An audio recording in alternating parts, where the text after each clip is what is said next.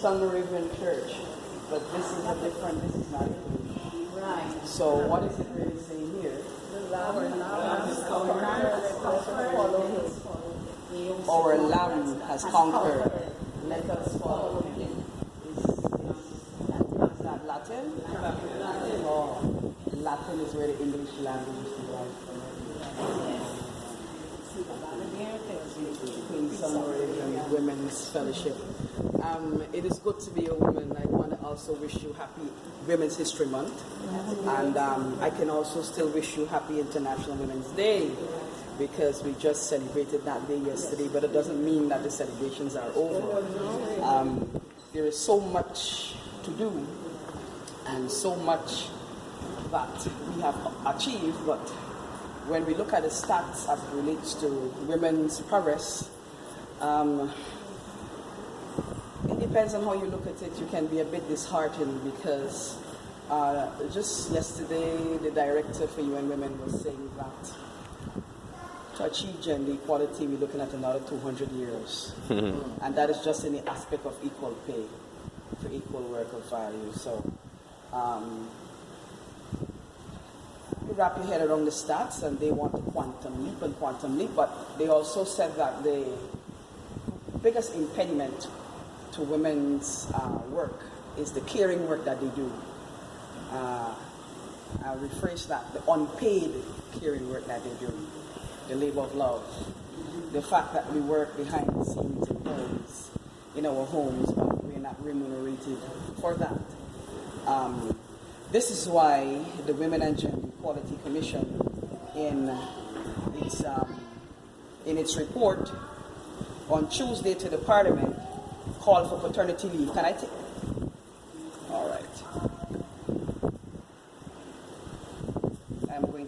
I'm going to make a quick call to this number because we actually have to go set up our booth today. Just one sec, it's a commissioner calling me.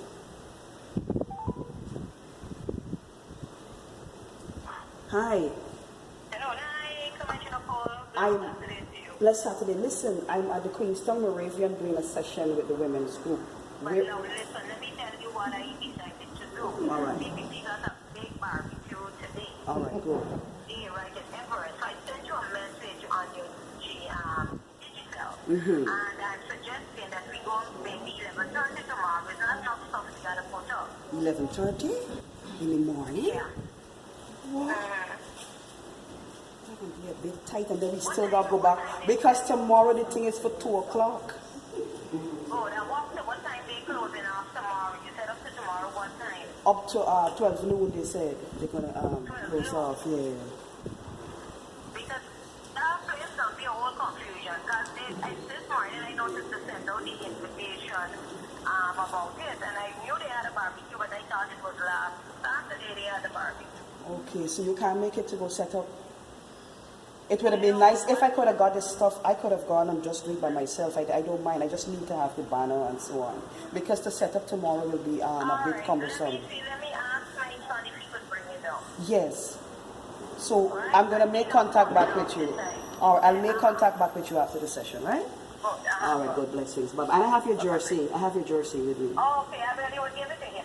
All right, good blessings. Bye-bye. I do that. All right, sorry about that. I had to take that call because we were supposed to schedule something, and this is why I dressed like I am, because I know I'm going to do hard work after this to set up and all of that, so I didn't wear anything that would encroach on that work. I was talking about women and the fact that the achievements that we are trying to do and how caring work impedes that, and that the Women and Gender Equality Commission only this week on the 5th of March submitted a report to Parliament. That report is not yet public like this one. This is a public report. This one was submitted on the 31st of October 2018, which is a culmination of our work 2017 and 2018. It has a lot of recommendations, and part of what we would have recommended here is that there should be increase of the child support costs so that single parents can effectively support their children. How many women support that? Increase the child support costs. You agree with that? So that single parents, it is specifically for single parents, which are mostly, yes, say that loud, man. So that single parents can effectively support their children. It is tough if you are a single parent and you do not make enough monies. Even having one child, it's very childish here, it's costly.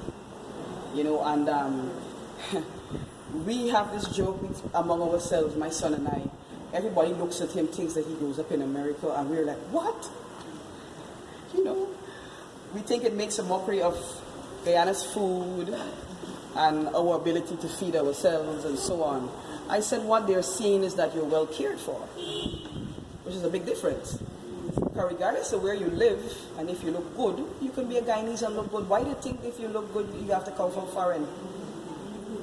I mean, it's so disrespectful to our food, but everybody looks at him and they will tell him no. No matter how much he said, no matter how much he says no, they said yes. But they don't want to tell us which state you're from, so they will always accuse him of being a foreign baby. That's because of the hard work I put in to ensure that he's well cared for on to this day, even though he's 26 years old.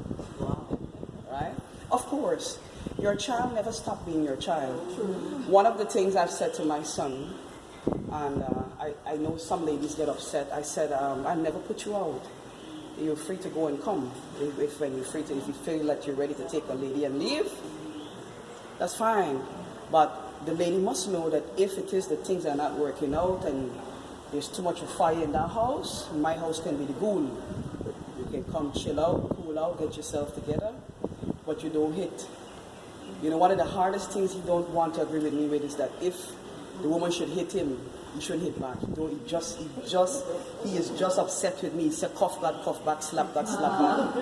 He's adamant that if he is hit, he should hit back. But the reason for me insisting that he should not go that way, because quickly the police will arrest him.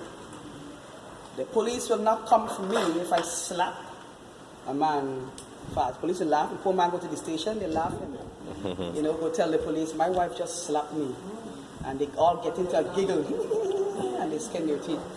At the university, I work at a private medical university, and just this week I'm currently dealing with a case whereby a young woman slapped a male student.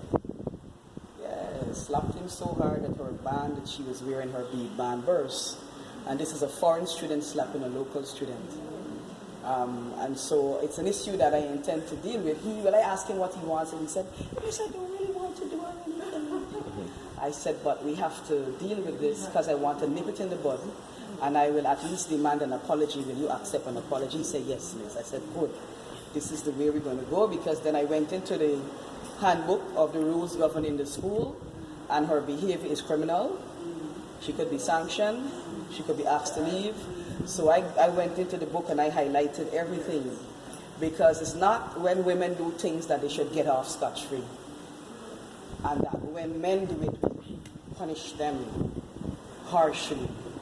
Hitting shouldn't be on any side, right? So my son, that message still stands. If you're slapped, you walk away. Hopefully he does that. Amen.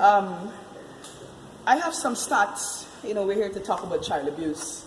And what are some of the things that bother you with child abuse? Let me hear from you. Tell me, please.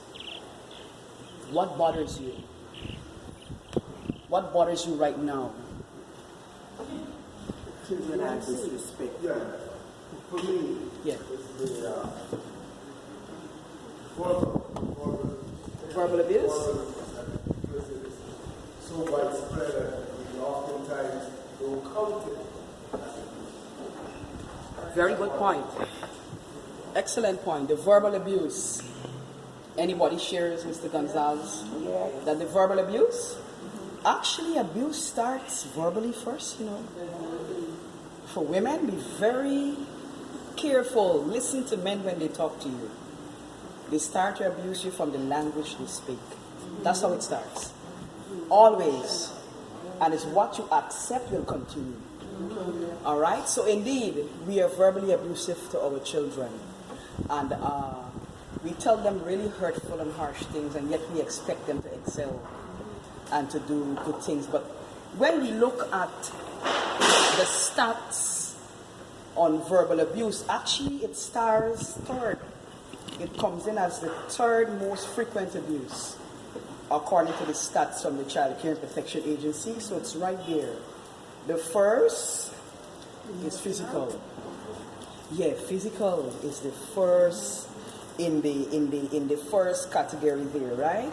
However, the physical abuse may not be as high right now. Sexual abuse has overtaken it.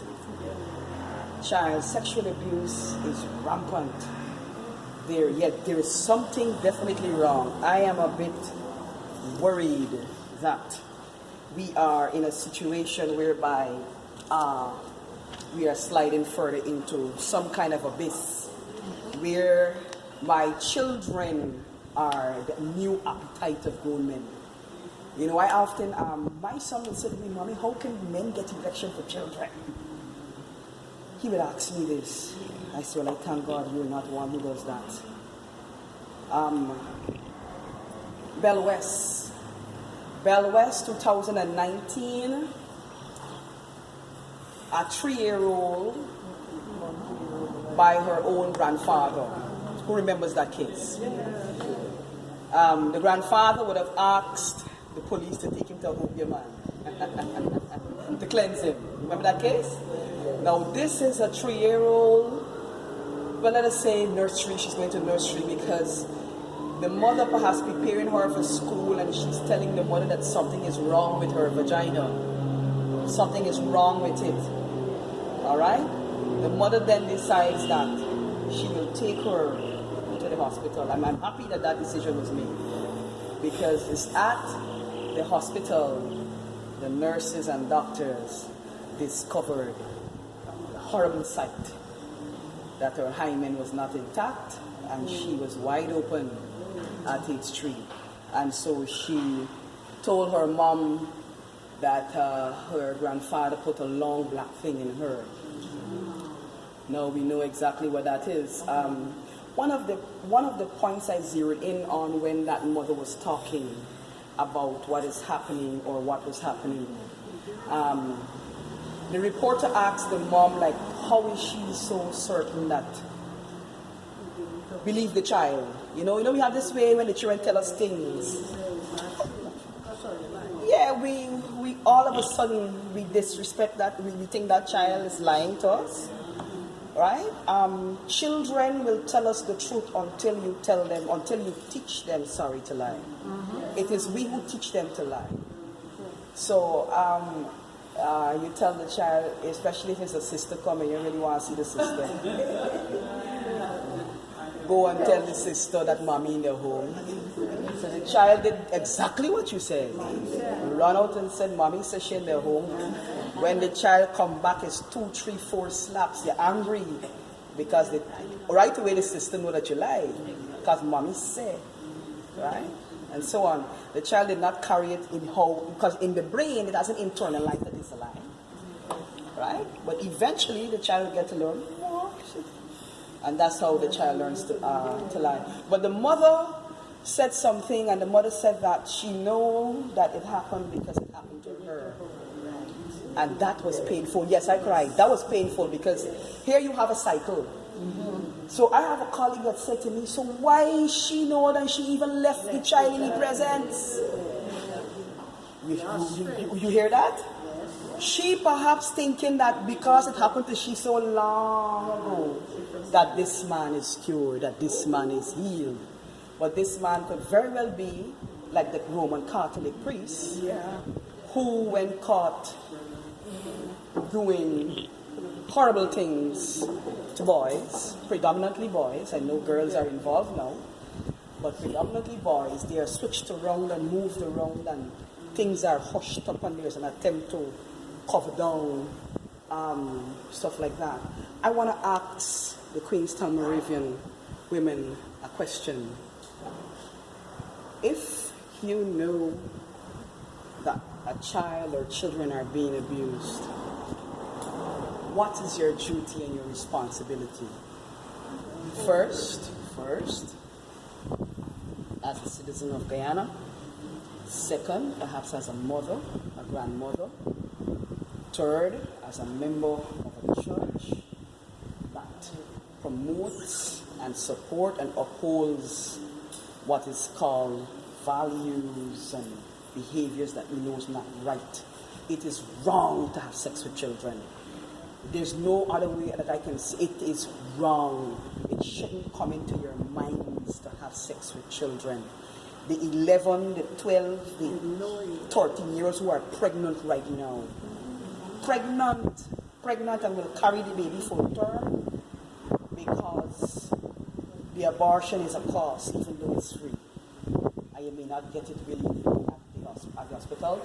Plus, you may very well come from a church that don't believe in abortion. Right? So the church in itself plays a role. What you think is your responsibility? I need to hear from you. Anyone? Because I want to say this. All the studies have shown that women are complicit in the phenomenon of child sexual abuse. Sometimes it's the man, and they go to tell the child, you want me now left. Yeah. Right? Sometimes it's the man, it's the stepfather who's doing the child, and they will cover that down. Put out the child. The child becomes victimized twice because instead of the mother supporting that child, the mother now tells the child, you want me and me man to left. Alright? So women play a major role in helping to cover the evil. So we have a duty to expose it and uproot it, just like when Jesus went into the temple and the Pharisees and the scribes and the Sadducees and what they were doing disrupted the flow of things so that the right things could be done. We have a duty and a responsibility. So let me hear from you. What you think, if you should know right now at this moment that children are being abused, what will you do? Do you know what to do? Report it to the police station. Yes, very good. Report it to the police station. Very good. Yes, you can report it to child protection.